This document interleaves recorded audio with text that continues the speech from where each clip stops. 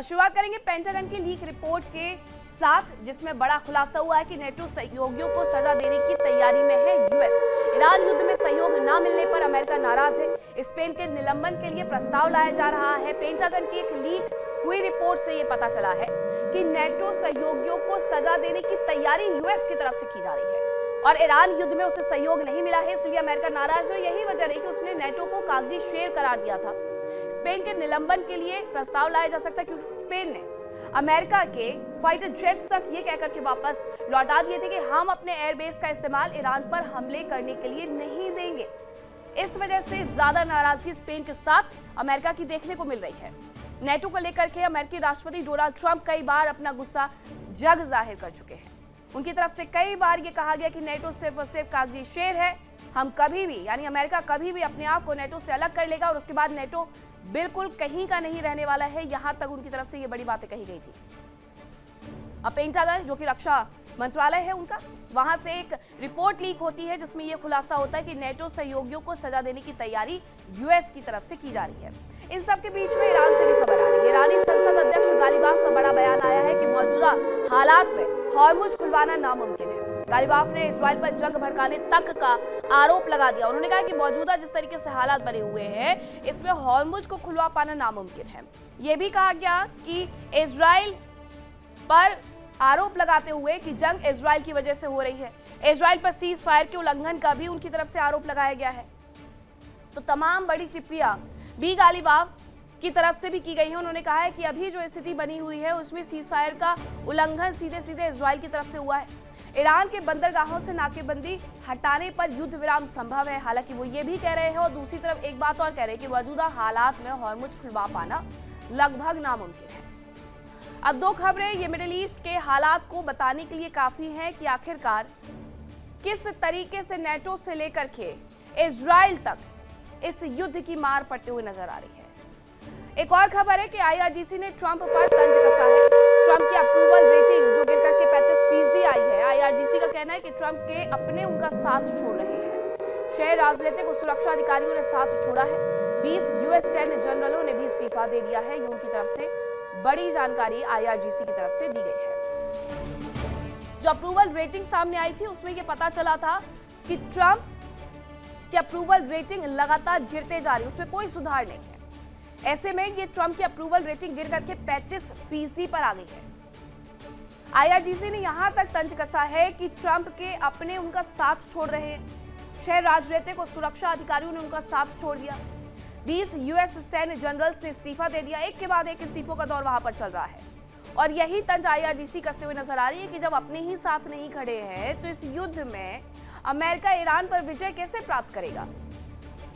बड़े बड़े इस्तीफे हो रहे हैं, वो भी उस वक्त हो रहे हैं जब युद्ध में सबसे ज्यादा जरूरत सैन्य जनरल्स की होती है। उस वक्त इस्तीफों का क्या मतलब होता है, यही कहकर के आईआरजीसी उन पर निशाना साध रही है। अमेरिका का हाल हर कोई जानता है कि अपनी हार का ठीकरा किसी तरीके से डोनाल्ड ट्रंप किसी न किसी व्यक्ति पर फोड़ करके इस जंग से बाहर हर हाल में आना चाहते हैं और उनकी ये छटपटाहट पूरी दुनिया के सामने है।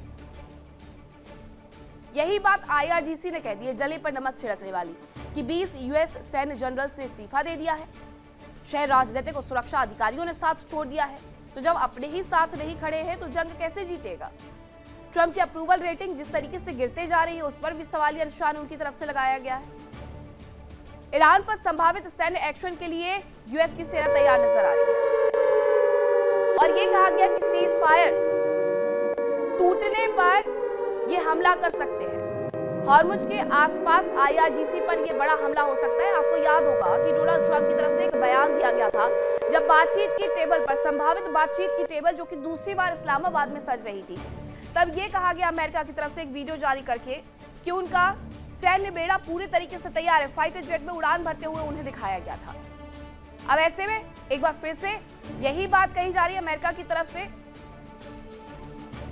कि अगर ये सीज फायर किसी भी तरीके से टूट गया तो हमला किया जाएगा। हॉर्मुज के आसपास आईआरजीसी पर यह हमला हो सकता है। आपको याद होगा कि कल हमने आपको एक तस्वीर दिखाई थी जिसमें हॉर्मुज से गुजर रहे 2 जहाजों पर एक छोटी नौका के माध्यम से आईआरजीसी के कुछ जवान शिप्स पर चढ़ जाते हैं। 2 शिप होती है, वो उन पर चढ़ते हैं और उन्हें अपने कंट्रोल में ले लेते हैं और इन छोटे शिप को पूरे तरीके से नेस्तनाबूद करने के आदेश डोनाल्ड ट्रंप की तरफ से दे दिए गए कि अगर हॉर्मुज में ईरान की सेना की, IRGC की कोई भी ऐसी गतिविधि देखी जाती है तो उसे नष्ट कर दो। और यही बात अब निकल करके सामने आ रही है कि हॉर्मुज के आसपास IRGC पर कभी भी हमला हो सकता है। अमेरिका सीज फायर के बहाने दरअसल पटकथा लिखते हुए नजर आ रहा है कि किस तरीके से ईरान इस सीज फायर का उल्लंघन करे और अमेरिका उस पर हमला कर दे। हालांकि अमेरिका ऐसा करना भी नहीं चाहता, इसलिए वो बार बार सीज फायर की तिथि को, डेट को आगे बढ़ाते हुए नजर आ रहा है कि किसी तरीके से इस युद्ध में उसने जो इतना बड़ा नुकसान उठाया है वो उसे दोबारा ना उठाना पड़ जाए। हालांकि बयान वीर अमेरिका से लेकर के इजराइल तक में बैठे हुए हैं, लेकिन लड़ना अभी फिलहाल कोई नहीं चाहता। उसके पीछे की वजह भर भर के अमेरिका का नुकसान है। ईरान के खिलाफ अमेरिका की कार्रवाई जारी है, हॉर्मुज में नाकेबंदी जारी है। दूसरी ओर ईरान के आसपास सैन्य जमावड़ा भी बढ़ाया जा रहा है। हालांकि इन सब के बीच में ट्रंप ने परमाणु हमले के ऑप्शन से साफ इनकार कर दिया है।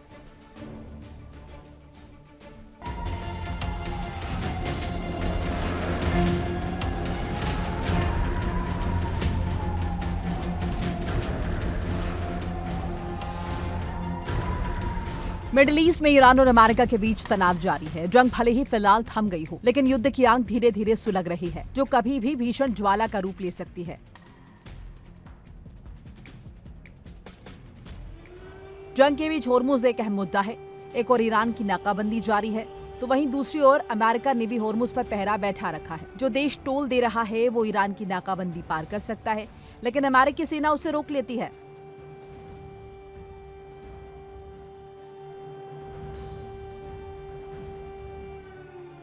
उधर ईरान के बंदरगाह से आने और जाने वाले जहाजों के लिए अमेरिका ने होर्मुज का रास्ता बंद कर रखा है। राष्ट्रपति ट्रंप का दावा है कि ईरान की सेना पूरी तरह से हार चुकी है। उनके पास तोपों से लैस नाव हैं, जिन्हें अमेरिकी सेना जल्दी खत्म कर देगी। ट्रंप के मुताबिक ईरान की नौसेना और वायुसेना खत्म हो चुकी है। ट्रंप के हिसाब से ईरान का नेतृत्व कौन कर रहा है ये मालूम नहीं। उन्होंने आरोप लगाया कि ईरान का शीर्ष नेतृत्व फिलहाल आपसी लड़ाई में ही उलझा है। राष्ट्रपति ट्रंप ने कहा कि वो ईरान के साथ युद्ध खत्म करने की कोई जल्दबाजी में नहीं है, क्योंकि बातचीत अभी भी लंबी खिंच रही है। ट्रंप ने कहा कि वो खुद को किसी समय सीमा में नहीं बांधना चाहते। अमेरिका ने सैन्य रूप से बढ़त हासिल कर ली है और अब सिर्फ ये देखा जा रहा है कि कोई समझौता होता है या नहीं।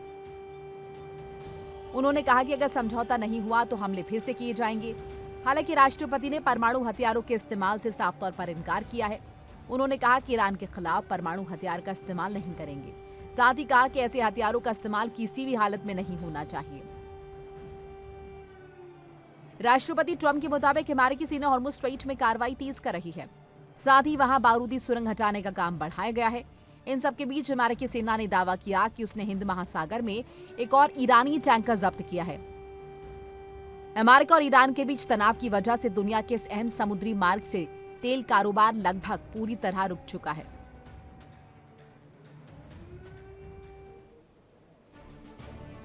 राष्ट्रपति ट्रंप लगातार ईरान पर दबाव बनाने का प्रयास कर रहे हैं। हॉर्मुज पर नाकेबंदी की गई और ईरान को आर्थिक नुकसान पहुंचाने की कोशिश की गई। अमेरिका ईरान को झुकाने के लिए हर संभव कदम उठा रहा है। अब आपको बताते हैं कि ईरान के खिलाफ ट्रंप के नए ऑर्डर आखिरकार क्या है। तो ईरान के खिलाफ ट्रंप के नए ऑर्डर ये हैं कि छोटी बोट्स को मार गिराया जाए। जो मैंने अभी आपको बताया भी कि छोटी बोट्स को सीधे सीधे मारने के आदेश डोनाल्ड ट्रंप की तरफ से जारी कर दिए गए हैं। माइंस बिछाने वाली बोट पर फायरिंग की जाए। इसके साथ हॉर्मुज पर यूएस नेवी का पूरी तरीके से नियंत्रण होना चाहिए, इसके आदेश भी जारी कर दिए गए हैं। और समझौता होने तक ये नाकेबंदी जारी रहे, इसके आदेश भी दिए गए। ईरान को पूरी तरीके से तबाह कर सकते हैं, बचे हुए ठिकानों पर हमला कर सकते हैं और अस्थायी नहीं तो स्थायी समझौता वो चाहते हैं। अब इसके मायने क्या है? सबसे पहला मतलब यही है कि ईरान पर जितना ज्यादा प्रेशर बनाया जा सकता है उतना ज्यादा प्रेशर बनाओ, ताकि वो अमेरिका की शर्तों पर झुक जाए। इसके साथ ही माइंस को हटाने का अभियान भी उनकी तरफ से तेज करना है। एक रिपोर्ट जो कि अमेरिकी संसद कांग्रेस में पेश की गई, उसमें यह बताया गया कि हॉर्मुज से माइंस हटाने के लिए 6 महीने का वक्त लगेगा। हॉर्मुज को पूरी तरीके से बंद करना होगा, जो कि पॉसिबल नहीं है। इसलिए संभावित रूट भी तलाशे जा रहे हैं। अमेरिका इसीलिए ये चाहता है कि हॉर्मुज पूरा का पूरा उनके कंट्रोल में आ जाए। हालांकि ईरान भी यही कह रहा है कि हम दूसरा रूट आपको मुहैया करवाएंगे पूरी दुनिया को, लेकिन अमेरिका को ये बर्दाश्त नहीं है कि उसके होते हुए ईरान ऐसा कुछ कर दे।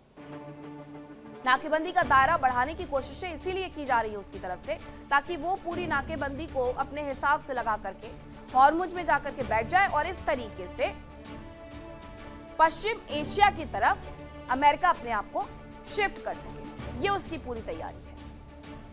अपना प्रभुत्व और ज्यादा फारस की खाड़ी में वो बढ़ा सके, ये उसकी पूरी तैयारी है। अब नाकेबंदी से अमेरिका को लेकिन फायदा क्या होगा? आप जानते हैं कि अमेरिका ने हॉर्मुज में ईरान के खिलाफ एक बड़ी नाकेबंदी कर रखी है। USSW जॉर्ज बुश तक वहां पर तैनात कर रखा है और इस नाकेबंदी से ईरान को भारी नुकसान हो रहा है। हर दिन $500 मिलियन का नुकसान उसे हो रहा है। लेकिन क्या आप ये जानते हैं कि ये नाकेबंदी अमेरिका के लिए फायदेमंद साबित हो रही है? लेकिन ये साबित फायदेमंद हो कैसे रही है, जरा वो जान लीजिए। दरअसल सबसे पहला उसका जो माइंड गेम है अमेरिका का, वो यही है कि ज्यादा से ज्यादा आर्थिक दबाव ईरान के ऊपर बनाया जाए, क्योंकि सब कुछ तबाह कर दिया गया है अमेरिका की तरफ से। इसलिए आर्थिक दबाव बना करके ईरान को घुटनों पर लाना ही अमेरिकी सरकार का अगला कदम है। नाकेबंदी का मकसद ईरान की अर्थव्यवस्था को कमजोर करना, ईरान के तेल निर्यात और बंदरगाहों को पूरी तरीके से ब्लॉक कर देना, ईरान पर समझौते के लिए प्रेशर बनाना। हॉर्मुज पर इससे नियंत्रण भी होगा। दुनिया के सबसे अहम तेल मार्ग पर यूएस की सैन्य और रणनीतिक पकड़ मजबूत हो जाएगी। इसके साथ मध्यस्थता की शक्ति उसकी बढ़ जाएगी कि समझौते के दौरान वो अपनी स्थिति को मजबूत करने की कोशिश करेगा। अमेरिका यहां से अपने लिए भी फायदा देख रहा है। घरेलू ऊर्जा उद्योग में तेल की कीमतें बढ़ने से अमेरिकी तेल कंपनियों को इससे फायदा हो जाएगा और वैश्विक स्तर पर बढ़ी हुई कीमतें मिलने से अमेरिका को लाभ होगा, जो उसका मेक अमेरिका ग्रेट अगेन का सपना साकार करेगी। उसका क्षेत्रीय प्रभाव, संप्रभुता फारस की खाड़ी में बढ़ जाएगी। ईरान की नौसैनिक और आर्थिक शक्ति को क्योंकि वहां पे वो सीमित कर देगा और इजराइल और खाड़ी में मौजूद सहयोगियों में उसका भरोसा फिर से बढ़ जाएगा। खाड़ी में मौजूद तमाम देश अमेरिका के साथ कदम रखने के लिए मजबूर है, क्योंकि हर तरफ अमेरिका फैला हुआ है, सिर्फ ईरान को छोड़कर के। ऐसे में वो ईरान पर भी अपना कब्जा चाहता ताकि पूरे मिडिल ईस्ट पर अमेरिकी झंडा वो लहरा सके और फारस की खाड़ी में अपना प्रभुत्व बढ़ा करके दुनिया भर में अपने तेल के व्यापार को बढ़ा करके डॉलर को मजबूत कर सके, जो पूरा पेट्रो डॉलर का इनका गेम है। अब खबर ये आ रही है कि इजराइल का लेबनान पर एक बड़ा अटैक देखने को मिला है। वो भी तब ये अटैक हो रहे हैं जब सीज फायर की बातें बार बार आती है कि दोनों देशों के बीच में सीज फायर हो गया है। लेकिन सच ये है कि इजराइल का लेबनान पर एक बार फिर से अटैक देखने को मिल जाता है। दक्षिणी लेबनान जो सबसे ज्यादा मुफीद साबित हो रहा है इजराइल के लिए अपनी रणनीति के लिहाज से, वो ऐसी ही जगहों पर हमला कर रहा है। इजराइल ने एक बार फिर से वही साउथ लेबनान में एयर स्ट्राइक कर दी है। किरबत सेल्म में हमलों से नुकसान की खबरें हैं, ये बताया जा रहा है। उसने एक बार फिर से किरबत में ही नुकसान पहुंचाया है। हर तरफ उजाड़ लेबनान में कर दिया गया है इजराइल की तरफ से। ये वही की तस्वीर है, ये पुरानी तस्वीरें जरूर है। समझौता जब से हुआ है दोनों देशों के बीच में सीजफायर को लेकर के, उस तरीके से बड़े हमले नहीं किए जा रहे हैं।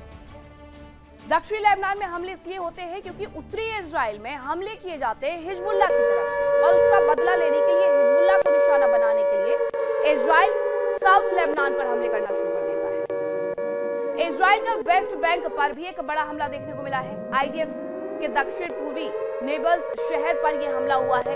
यह बताया जा रहा है इजरायली डिफेंस फोर्स का दक्षिण पूर्वी नेबल्स शहर पर हमला देखने को मिला है। वेस्ट बैंक से लेकर के गाजा तक, यानी हमास से वो उलझा हुआ है। दूसरी तरफ साउथ लेबनान में वो हिजबुल्लाह से उलझा हुआ है।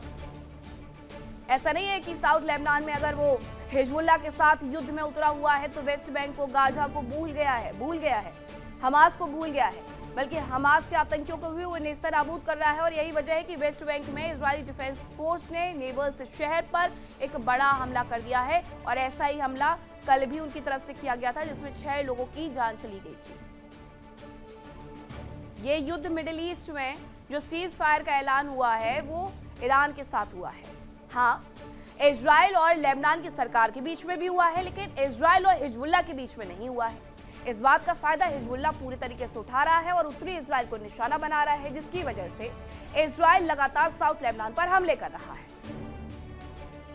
हाल फिलहाल में जो दोबारा से 3 हफ्ते का सीज फायर हुआ है लेबनानी सरकार और इजरायली सरकार के बीच में, उसमें साफ तौर पर लेबनान की सरकार की तरफ से ये कहा गया है कि इजराइल को अपने हथियार त्यागने होंगे, लेबनान से बाहर निकलना होगा, तब जाकर के ये शांति आएगी।